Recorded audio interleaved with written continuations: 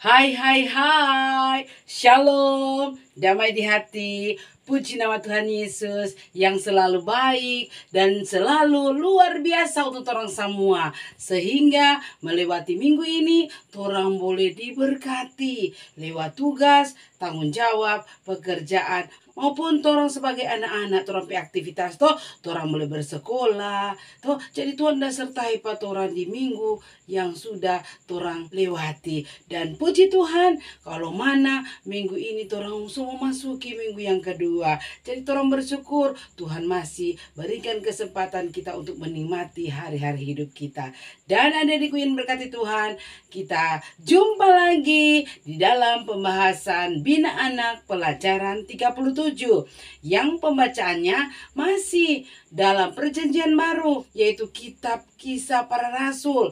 Kalau yang lalu Kisah Para Rasul 10, orang lompat Kisah Para Rasul 12 ayat 1 sampai dengan 11. Ya, yang berjudul Yakobus mati, Petrus dilepaskan dari penjara. Tapi adik-adik, orang minta dulu pertolongan kuasa Roh Kudus Tuhan mau tuntun pat orang semua. Sebelum orang membaca Alkitab, mari kita berdoa. Tuhan Yesus Bapa yang baik, yang ada firman kehidupan. Saat ini Tuhan, kami mau belajar firman-Mu. Firman-Mu yang adalah kekuatan bagi kami, penghiburan bagi kami, nasihat bagi kami. Bahkan firman-Mu itu adalah pelita dan terang bagi jalan kehidupan kami. Ingin kami pelajari bersama Tuhan. Mari Tuhan taruhkan hikmat bagi kami. Hingga dari hikmat yang Kau beri kami boleh mengerti dan melakukan firman-Mu di dalam kehidupan kami setiap hari. Namun Tuhan, kami manusia tak lepas dari salah dan dosa. Mari Tuhan, Engkau suci kuduskan kami, layakkan kami untuk menerima berkat firman-Mu pada saat ini yang akan kami pelajari bersama. Bukalah hati kami, pikiran kami untuk diisi dengan kebenaran firman-Mu. Firman-Mu yang akan menghantar kami menuju ke arah hari-hari hidup kami agar kami lebih berbuat yang baik untuk menyenangkan hati Tuhan. Terima kasih Tuhan, terima kasih. Berkati kami semua yang akan mendengarkan, berkati Enci yang akan menyuarakan. Di dalam nama Tuhan Yesus, firman kehidupan kami. Amin. Shalom adik-adik, damai di hati. Nah, torang mau baca bersama. Torang sampai pembacaan yang terdapat dalam Bina Anak pelajaran 37, yaitu Kisah Para Rasul pasal 12 ayat 1 sampai ayat yang ke-11. Firman Tuhan berjudul Yakobus mati, Petrus dilepaskan dari penjara. Demikian bunyinya. Kira-kira pada waktu itu, Raja Herodes mulai bertindak dengan keras terhadap beberapa orang dari jemaat. Ia menyuruh membunuh Yakobus, saudara Yohanes, dengan pedang. Ketika ia melihat bahwa hal itu menyenangkan hati orang Yahudi, ia melanjutkan perbuatannya dan menyuruh menahan Petrus. Waktu itu hari raya roti tidak beragi. Setelah Petrus ditangkap, Herodes menyuruh memenjarakannya di bawah penjagaan 4 regu, masing-masing terdiri dari 4 prajurit. Maksudnya ialah supaya habis Paskah ia menghadapkannya ke depan orang banyak. Demikianlah Petrus ditahan dalam penjara, tetapi jemaat dengan tekun mendoakannya kepada Allah. Pada malam sebelum Herodes hendak menghadapkannya kepada orang banyak, Petrus tidur di antara 2 orang prajurit, terbelenggu dengan 2 rantai. Selain itu, prajurit-prajurit pengawal sedang berkawal di muka pintu. Tiba-tiba berdirilah seorang malaikat Tuhan dekat Petrus, dan cahaya bersinar dalam ruang itu. Malaikat itu menepuk Petrus untuk membangunkannya. Katanya, "Bangunlah segera." Maka gugurlah rantai itu dari tangan Petrus. Lalu kata malaikat itu kepadanya, "Ikatlah pinggangmu dan kenakanlah sepatumu." Ia pun berbuat demikian. Lalu malaikat itu berkata kepadanya, "Kenakanlah jubahmu dan ikutlah aku." Lalu ia mengikuti malaikat itu keluar, dan ia tidak tahu bahwa apa yang lakukan malaikat itu sungguh-sungguh terjadi. Sangkanya ia melihat suatu penglihatan. Setelah mereka melalui tempat kawal pertama dan tempat kawal kedua, Sampailah mereka ke pintu gerbang besi yang menuju ke kota. Pintu itu terbuka dengan sendirinya bagi mereka.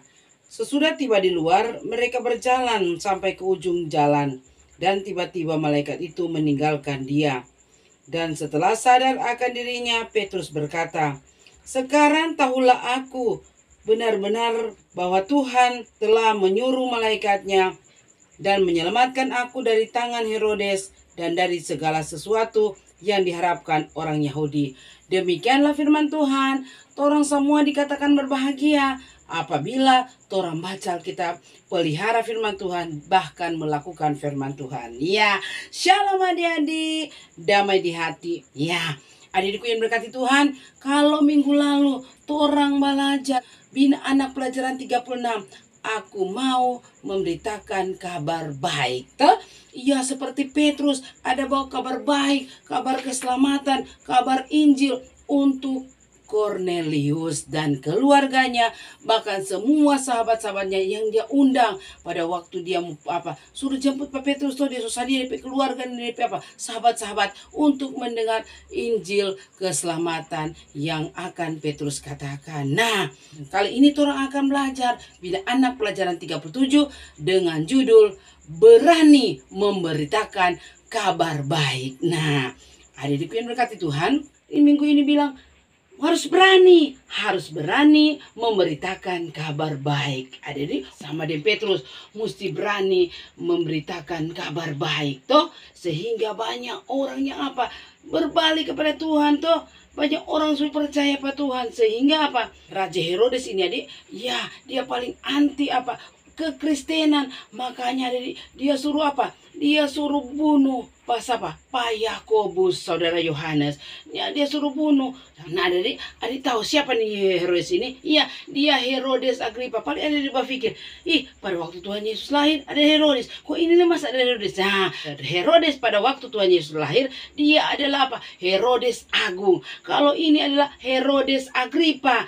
Iya, dia adalah cucu dari Herodes Agung. Raja terakhir dalam dinasti Herodes. Jadi melihat orang-orang semakin percaya pada Tuhan dan berbalik kepada Tuhan. Nah, ini Herodes ayat 1 bilang begini.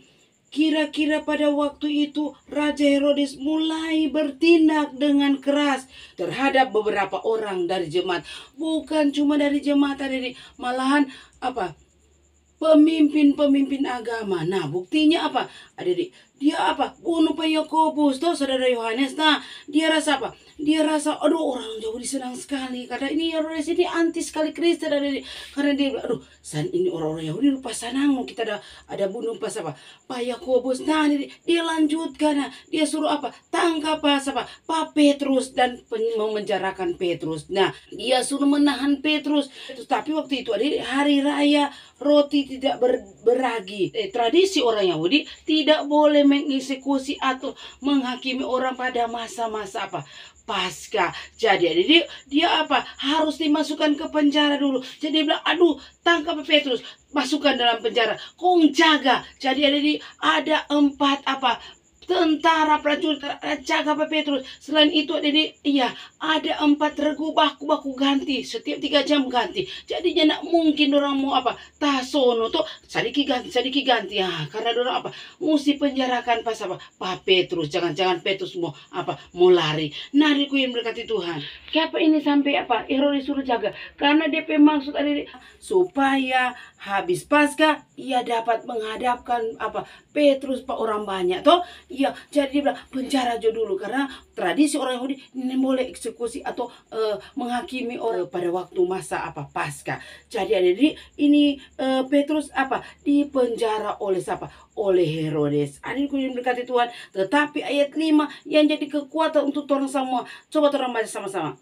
Ya, demikianlah Petrus ditahan dalam penjara, tetapi jemaat dengan tekun mendoakannya Kepada siapa? Kepada Allah. Aduh, biar Petrus di penjara, tapi itu apa, jemaat di luar bukan apa, bilang kebawaan Petrus nyanda, tapi ada di dorang apa, dorang tekun untuk apa, mendoakan Petrus dalam penjara.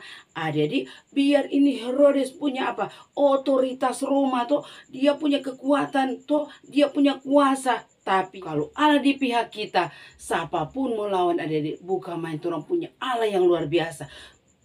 Walaupun Petrus dalam penjara, itu jemaat dengan tekun mendoakan apa? Mendoakan Petrus. Nah, adik-adik, karena doa nih Petrus ini, adik-adik, tiba-tiba adik-adik, iya, suatu malam sebelum Herodes hendak menghadapkannya ke orang banyak, tiba-tiba adik-adik, nah, ini Petrus ada apa? Tertidur di antara dua prajurit. DP tangan ada apa? Ada terbelenggu toh. Selain itu ada pengawal di muka. Apa jaga toh? Ada jaga, aku ganti jaga 4 regu tuh, masing-masing tadi tuh ada bilang dalam kitab 4 regu. Adik-adik, sementara Petrus tiba-tiba berkati Tuhan, iya, berdiri seorang apa, malaikat Tuhan, adik-adik, iya, dekat Petrus. Dan apa, ada cahaya bersinar dalam ruangan itu. Ya, di dalam penjara itu ada apa, ada cahaya bersinar, adik-adik. Ya, malaikat itu ada tepuk Pak Petrus, bangunlah segera. Nah, adik-adik, maka gugurlah. Kalau gugur apa, kan terlepas paling kan? Iya, terlepaslah itu apa? Itu rantai dari tangan siapa? Dari tangan Petrus. Lalu kata malaikat itu, ikatlah pinggangmu dan kenakanlah sepatumu.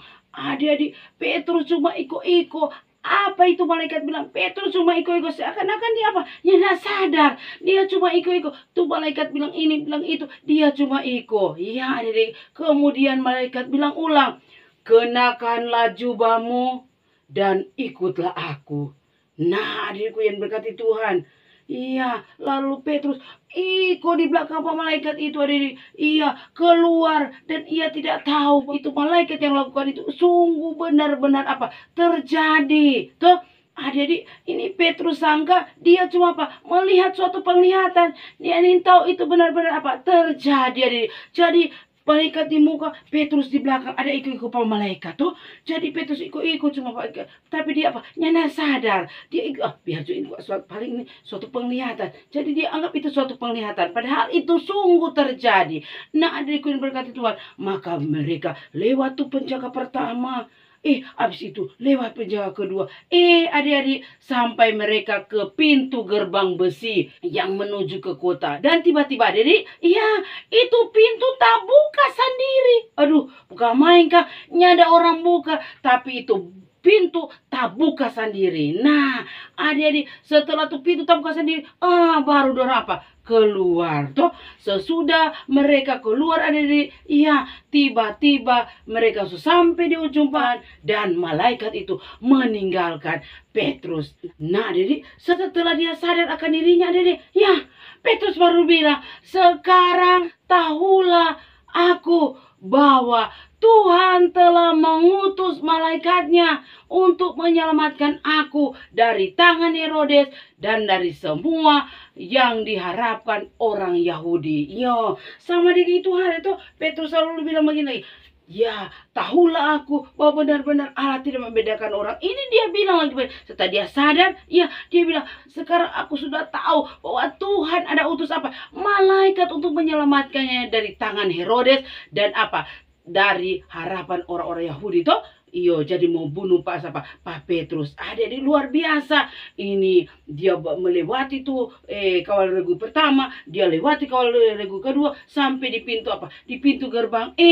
Ternyata itu pintu apa? Tak buka sendiri. Kok orang keluar? So sampai di luar, tuh malaikat langsung apa? Tak hilang. Nah, Petrus langsung sadar, lupa.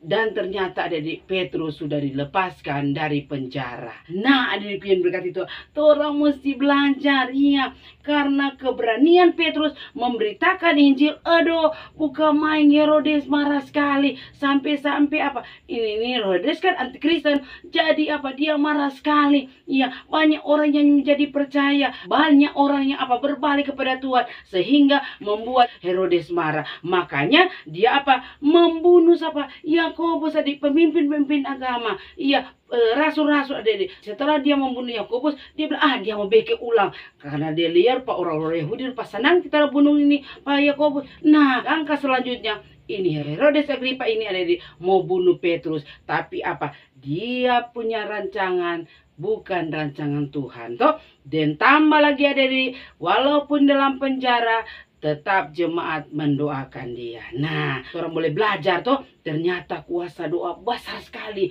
Kuasa doa kalau orang benar-benar berdoa, aduh bukan main.